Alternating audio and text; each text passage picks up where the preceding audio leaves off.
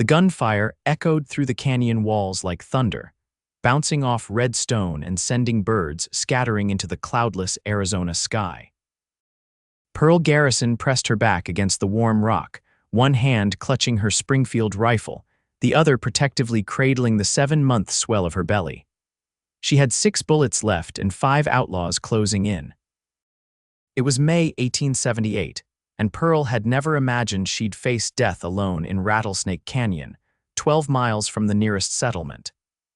At 24, widowed and pregnant, she'd been making the journey to her sister's home in Redemption when the Blackwell Gang ambushed her wagon.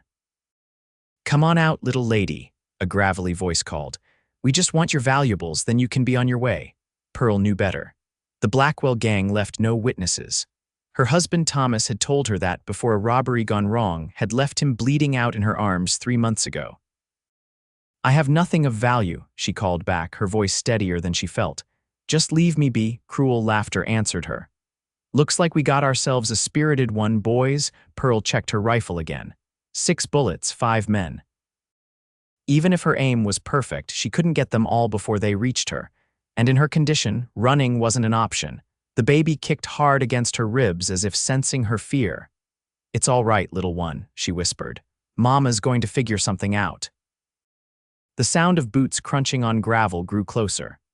Pearl took a deep breath and prepared to make her stand. She might not survive, but she'd make sure to take as many of them with her as she could. That's when she heard it. At first, it was just a distant rumble, almost like an approaching storm. Then it grew louder, the thunderous pounding of hooves against dry earth. "What the hell is that?" one of the outlaws shouted. Pearl risked a glance around her rocky shelter. The 5 men had turned away from her, looking up at the ridge above. A cloud of dust was visible, and then, silhouetted against the bright blue sky, a single rider appeared.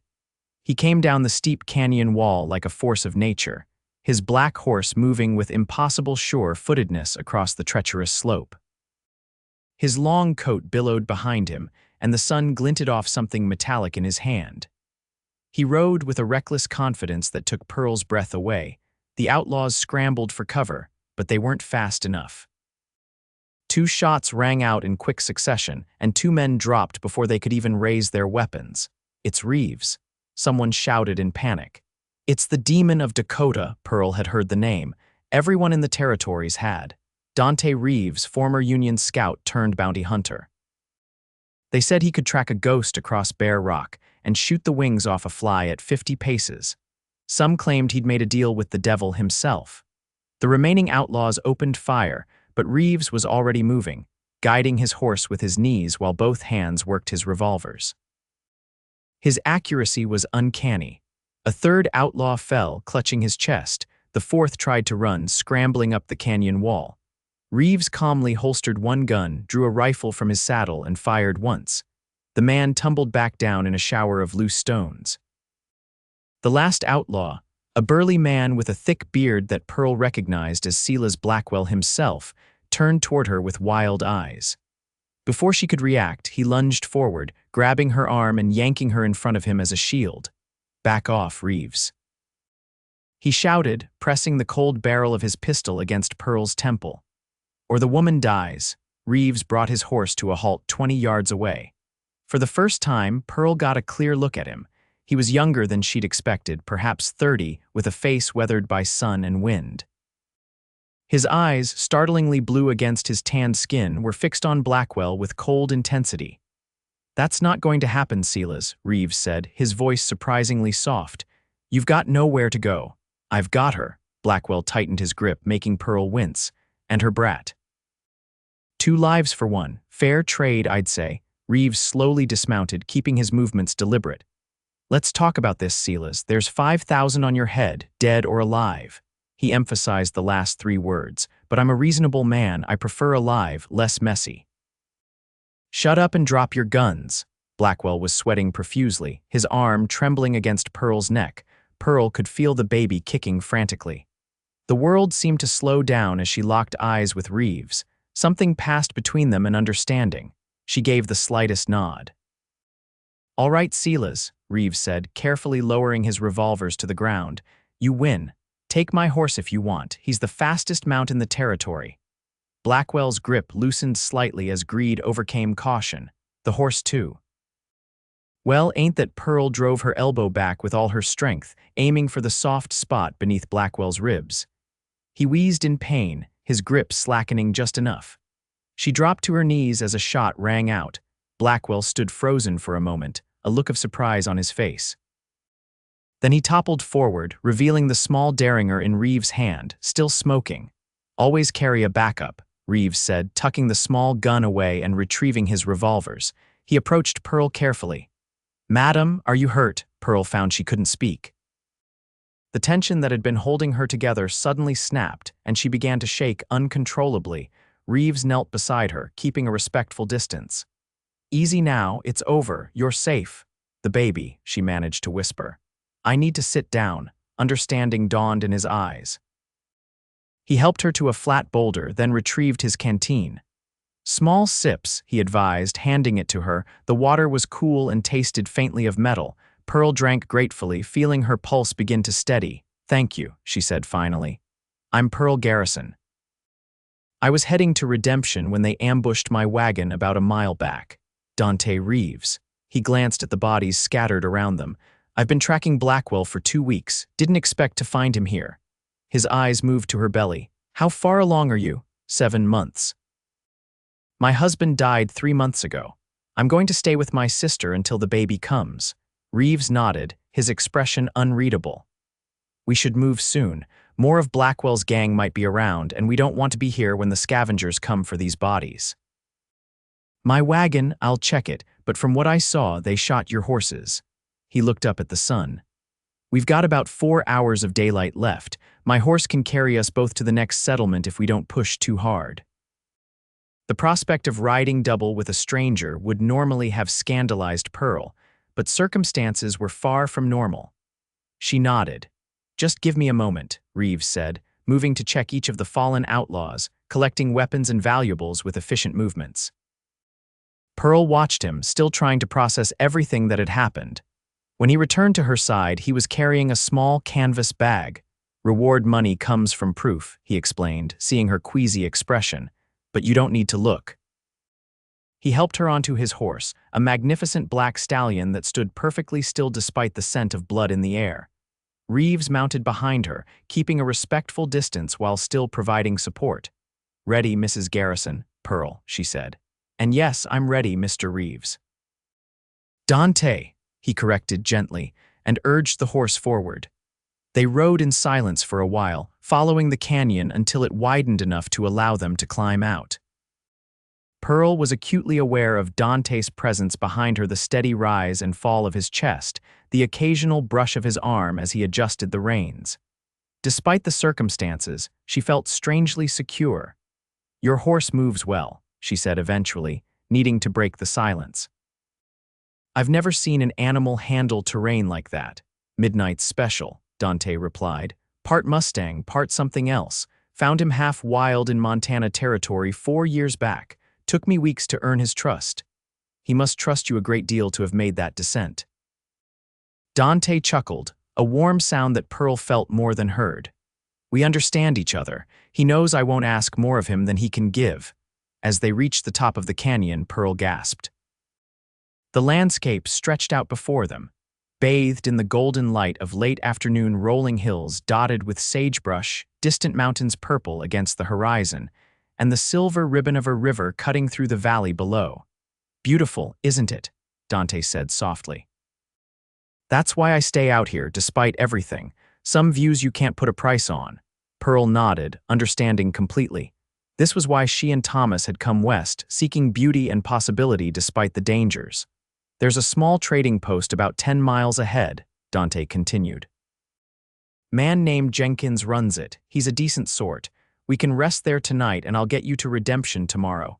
"You don't have to do that," Pearl said. "I'm sure you have other business." "Blackwell was my business, the rest can wait." He paused. "Besides, I wouldn't feel right leaving you on your own in your condition." Pearl bristled slightly. "I'm pregnant, Mr. Reeves, not helpless." She felt rather than saw his smile.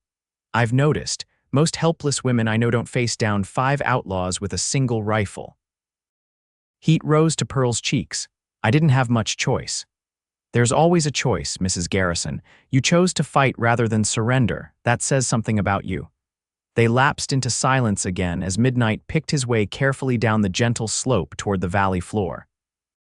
The baby had settled, lulled by the horse's rhythmic movement. Pearl found herself growing drowsy, the events of the day catching up to her. You can lean back if you need to, Dante said quietly. I won't let you fall. After a moment's hesitation, Pearl allowed herself to relax against his chest. She told herself it was necessity, nothing more.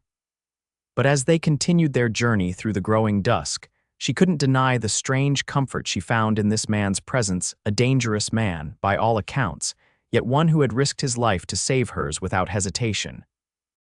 The trading post appeared just as twilight was deepening into night, a cluster of low buildings with warm light spilling from the windows.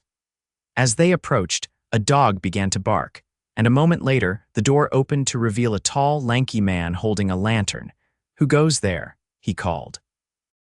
Dante Reeves, Dante replied, and a lady in need of shelter. The man's posture relaxed. Reeves, didn't expect to see you back so soon. Come in, come in. Jenkins, as Pearl soon learned, was a garrulous man in his 50s with a perpetually surprised expression. His trading post doubled as a way station for travelers, with 2 small guest rooms behind the main store. My wife's away visiting her sister, Jenkins explained, showing Pearl to one of the rooms. But she keeps everything ready for guests. There's water in the pitcher if you want to wash up. Supper'll be ready in about 20 minutes. Left alone, Pearl sank onto the narrow bed with a grateful sigh.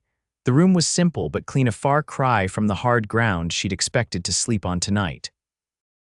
She washed her face and hands, brushed the dust from her dress as best she could, and smoothed her auburn hair back into its pins. When she emerged, she found Dante and Jenkins deep in conversation at her rough wooden table. They fell silent as she approached, but Dante rose and pulled out a chair for her. Mrs. Garrison, please join us. Jenkins was just telling me about some unusual activity in the area. Bandits? Pearl asked, lowering herself carefully into the chair. Jenkins shook his head. Railroad men. Surveyors, been through here twice in the last month. Word is they're planning a spur line through the valley. That would change things, Dante observed. For better or worse, Jenkins agreed, bringing over 3 bowls of stew. More settlers means more business, but it also means more trouble.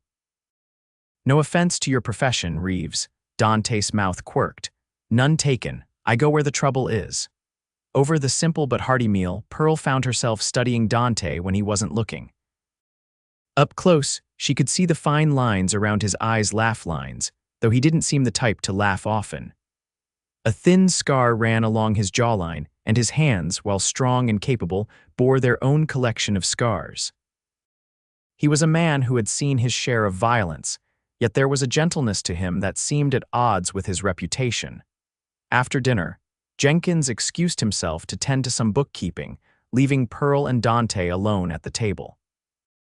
You should get some rest, Dante said, his blue eyes reflecting the lamplight. We'll leave at first light if that suits you. It does, Pearl agreed. Then, feeling she owed him more than simple gratitude, she added, My husband was killed by men like Blackwell. He was a freight driver. They robbed his wagon 3 months ago near Silver Springs. Dante's expression softened. I'm sorry for your loss. Thomas was a good man. He was so excited about the baby. She swallowed hard. I keep thinking about what would have happened today if you hadn't come along. But I did, Dante said simply. And tomorrow you'll be safe with your sister in redemption. Pearl nodded, though the thought brought less comfort than she expected. And you, where will you go? Wherever the next bounty takes me, I suppose. He seemed suddenly uncomfortable with the conversation. Good night, Mrs. Garrison. Pearl, she reminded him. A ghost of a smile touched his lips. Pearl, sleep well. In her room, Pearl lay awake long after the sounds of movement in the trading post had ceased. She thought about Thomas, about the baby, about the future that stretched before her, uncertain and frightening, yet full of possibility. And despite her best efforts, she thought about Dante Reeves, the mysterious bounty hunter who had appeared like an avenging angel when she needed him most. Morning came too quickly. Pearl woke to the smell of coffee and bacon and the low murmur of male voices. She dressed hurriedly and joined Dante and Jenkins in the main room. Ah, there she is, Jenkins said cheerfully. Just in time for breakfast. How'd you sleep, madam? Very well, thank you, Pearl lied. In truth, she had tossed and turned most of the night, her mind refusing to settle. Dante gave her a searching look but said nothing. He had already eaten and was checking his weapons with methodical care. Pearl noticed that he'd changed his shirt and washed, his dark hair still damp at the temples. After a hasty breakfast, they prepared to depart. Jenkins refused payment, insisting that Dante had done him enough favors in the past.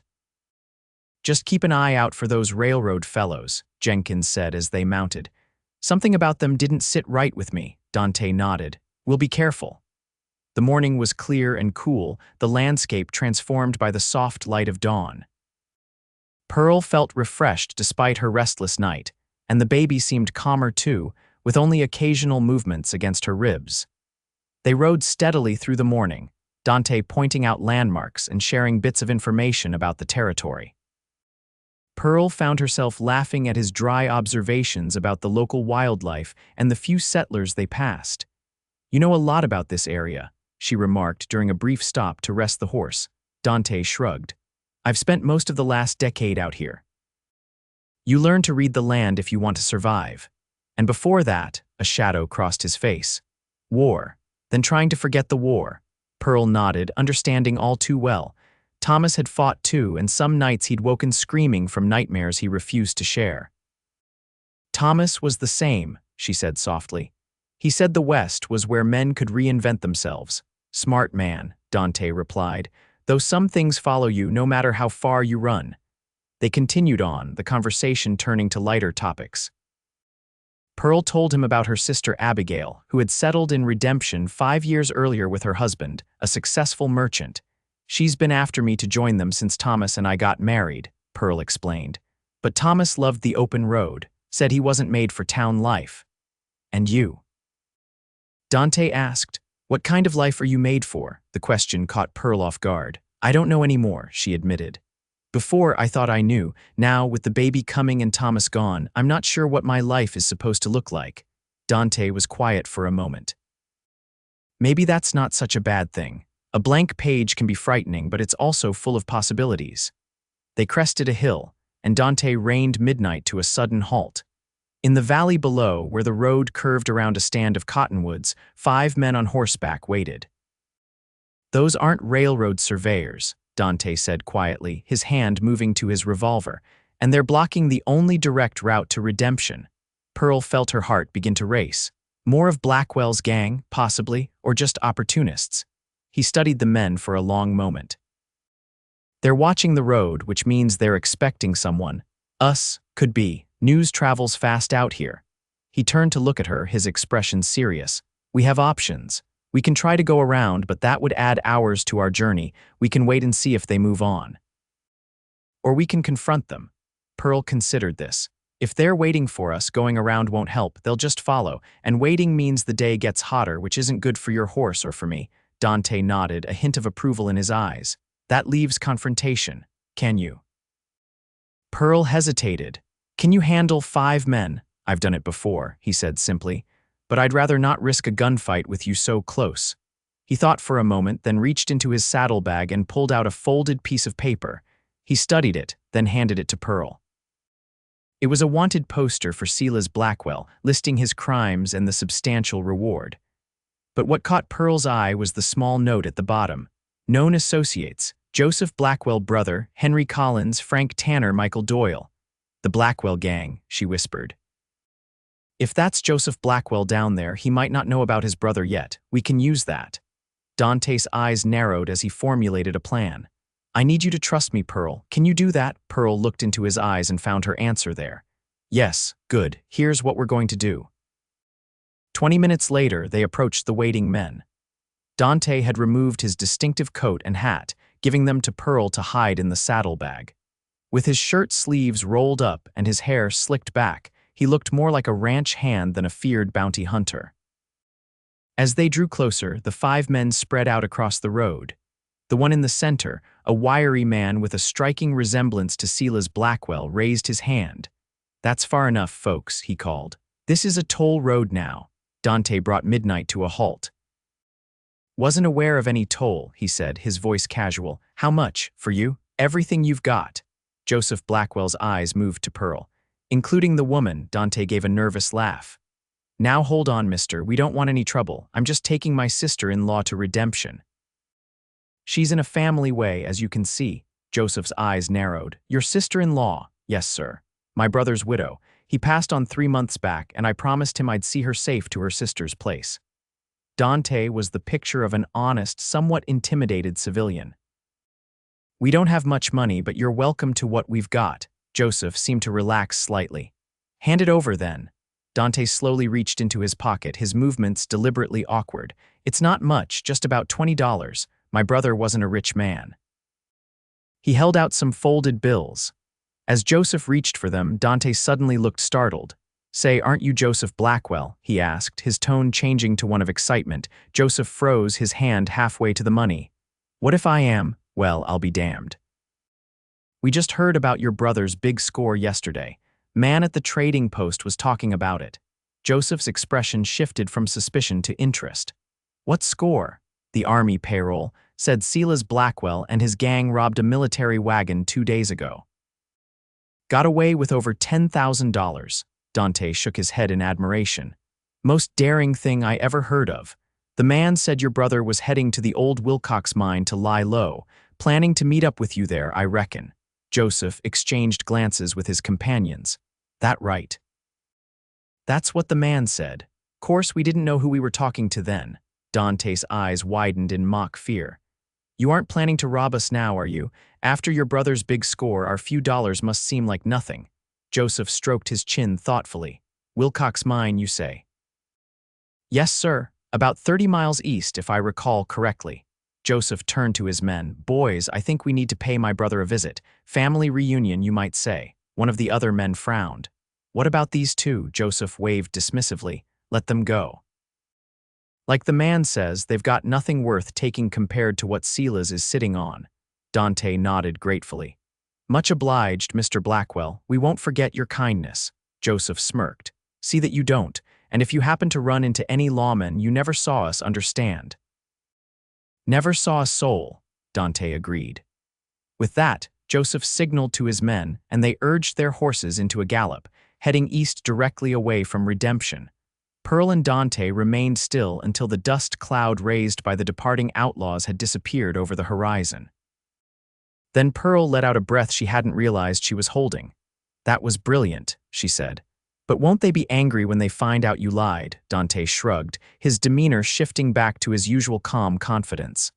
By then, we'll be long gone, and if they come looking for revenge. He patted his revolver. I'll be ready. They continued on their way, both aware that the danger wasn't entirely past. Pearl found herself watching Dante with new appreciation. His quick thinking had saved them from another potentially deadly confrontation. You're good at reading people, she observed. Knowing what they want to hear, part of the job, he replied. Men like Blackwell are predictable. They're driven by greed, not caution. And what drives you, Dante Reeves? He was silent for so long that Pearl thought he might not answer. Finally, he said, justice, I suppose, or something like it. The bounties pay the bills. But no, it's not about the money, he sighed. During the war, I saw what men are capable of doing to each other. Afterward, I couldn't go back to normal life. The law doesn't reach everywhere out here. Sometimes justice needs a helping hand. Pearl considered this. Thomas used to say that the West was lawless, but it didn't have to be lawless, that good people had to make a stand. Your husband sounds like a wise man. I'm sorry I never got to meet him. The sincerity in his voice touched Pearl deeply. He would have liked you, she said softly. They rode on through the heat of the day, stopping occasionally to rest and water the horse. Despite the circumstances, Pearl found herself enjoying Dante's company more than she would have thought possible. He was a good listener, and when he did speak, his observations were thoughtful and often surprisingly gentle. As the afternoon wore on, the landscape began to change. The wild, open country gave way to more cultivated land, scattered farms and orchards that signaled their approach to civilization. We're getting close, Dante said as they topped a rise and saw smoke from chimneys in the distance. That's Redemption. Pearl felt a curious mix of relief and disappointment. Soon she would be safe with her sister, and Dante would ride away to his next bounty. The thought left her strangely hollow. "Thank you," she said, "for everything. I don't know how I can ever repay you." Dante glanced down at her. "There's nothing to repay. Anyone would have done the same." "No," Pearl said firmly, "not anyone. What you did was extraordinary." He seemed uncomfortable with her praise. "Let's get you to your sister's house before dark." Redemption proved to be larger than Pearl had expected. A proper town with a main street, a church, a schoolhouse, and dozens of businesses. People turned to stare as they rode past, an odd pair on a single horse. Pearl directed Dante to her sister's house, a handsome two-story home on the outskirts of town. As they approached, the front door flew open, and a woman who could only be Abigail rushed out. "Pearl, oh my goodness, Pearl," she cried, running toward them. "We've been so worried. Mr. Jenkins sent word yesterday that you were on your way, but when you didn't arrive," she stopped short, noticing Dante for the first time. Her expression changed from joy to wariness. "And who is this?" Pearl slid carefully from the horse, accepting Dante's steady hand. "This is Mr. Dante Reeves. He saved my life, Abby, in more ways than one." Abigail's eyes widened as she took in Dante's weathered appearance and the weapons he carried. "Dante Reeves, the bounty hunter." "Yes, madam," Dante said politely, tipping his hat. "Just doing my job." "Well, Mr. Reeves, it seems we owe you a great debt. Please come inside. You must be exhausted, both of you. I'll have Franklin prepare rooms and draw baths." Dante shook his head. "Thank you, madam, but I should be moving on." "Nonsense." Abigail took his reins before he could protest. "I insist. At the very least, stay for dinner.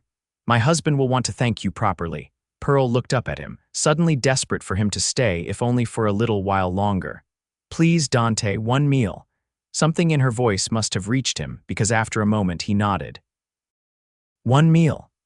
That evening, in Abigail's elegant dining room, Pearl watched as Dante charmed her sister and brother-in-law with carefully edited tales of his adventures. Cleaned up and dressed in clothes borrowed from her brother-in-law, which fit surprisingly well, he looked almost like a different man.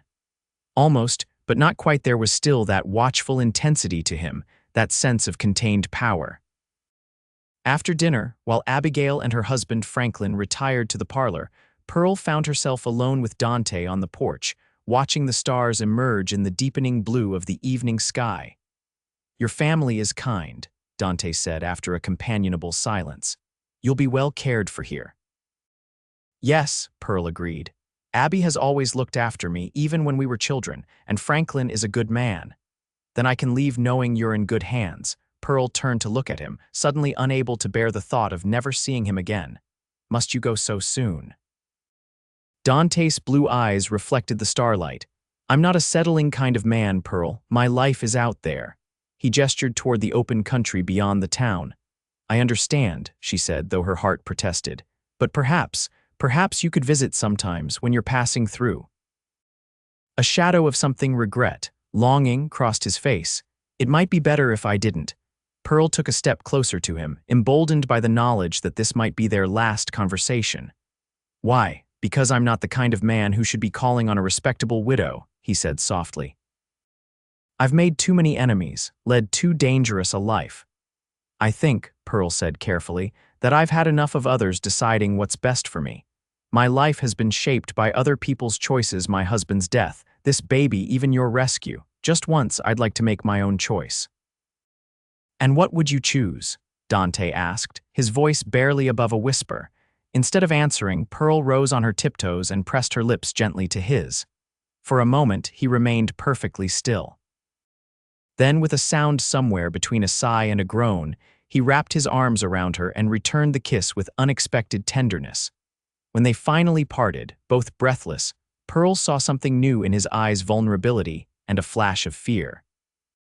"Pearl," he began, "I can't offer you." She placed a finger against his lips. "I'm not asking for promises, Dante. I'm asking for a chance to see if there could be something between us, something worth exploring." He captured her hand in his, pressing a kiss to her palm. "You don't know me, not really." "I know enough," she countered. I know you're brave and kind. I know you have a strong sense of justice. I know you risked your life for a woman you'd never met." She took a deep breath. "And I know that when I'm with you, I feel safe. I feel seen." Dante was silent for a long moment, his internal struggle visible on his face. Finally, he said, "I'm due to collect the bounty on Blackwell in Carson City. After that, I could come back, visit, if you still want me to." Joy bloomed in Pearl's chest. "I will. It might take a few weeks. A month even. I'll be here," she promised. "We'll be here." She placed a hand on her belly, and after a moment's hesitation, Dante covered it with his own. As if on cue, the baby kicked against his palm. Dante's eyes widened in wonder, and a rare, full smile transformed his face. "Strong," he murmured. "Like his mother, or her mother," Pearl corrected with a smile. "We don't know yet. Either way, it's a lucky child to have you." He hesitated, then added, "If I come back, when I come back, I want to do this properly. Court you, I mean, with your family's blessing." Pearl laughed softly. Dante Reeves, the fearsome bounty hunter, asking permission to court a lady, he shrugged, looking suddenly boyish. "Some traditions are worth keeping." In the soft glow of the porch lantern, with the night sounds of the small town around them and the vast wilderness beyond, Pearl felt something she hadn't expected to feel again. Hope. Not just for survival, but for happiness. "1 month," she said. "I'll hold you to it." Dante's answer was another kiss, this one a promise sealed under the western stars. True to his word, Dante returned to Redemption exactly 1 month later, riding in on midnight with the setting sun at his back. By then, Pearl had settled into life with her sister's family, preparing for the baby's arrival with a newfound sense of purpose and peace. Their courtship was unconventional by any standard. Dante would stay in town for a week or two, then disappear on the trail of some outlaw, only to return with stories and small treasures gleaned from his travels: a colorful stone for Pearl, a carved wooden horse for the baby's nursery. Pearl's son, Thomas Dante Garrison, was born in September, with his namesake holding Pearl's hand through the long, difficult labor. The moment Dante held the tiny boy, something in him visibly shifted, a final wall coming down, a last reservation melting away. They were married by the town preacher in December, with baby Thomas cooing in Abigail's arms as they spoke their vows. Redemption buzzed with gossip about the notorious bounty hunter who had been tamed by the pretty widow, but Pearl knew better. Dante hadn't been tamed, he had simply found something worth coming home for. With his bounty money and Pearl's small inheritance from Thomas, they purchased a modest ranch 10 miles outside of town, close enough for visits to Abigail, far enough to satisfy Dante's need for open spaces. He still took the occasional bounty job, but only those close to home, and never for more than a week at a time. 3 years later, as they sat on their porch watching Thomas chase fireflies in the gathering dusk, their infant daughter sleeping peacefully in Pearl's arms, Dante turned to his wife with a contented smile. "Do you ever think about that day in the canyon?" he asked. "How different things might have been if I'd been an hour later, or if you'd taken another route," Pearl leaned against his shoulder. "Sometimes. But then I remember something my mother used to say, that some people are destined to find each other, no matter what paths they take." Dante slipped an arm around her, drawing her and their daughter closer. "I think she was right. Some things are just meant to be." As the stars came out over their small piece of the West, Pearl thought about the strange, winding path that had led her here, from grief to danger to love. The journey had been hard, but the destination was worth every step. "Meant to be," she agreed, looking up at the man who had once ridden down a canyon like thunder to save her life, and had ended up saving her heart as well.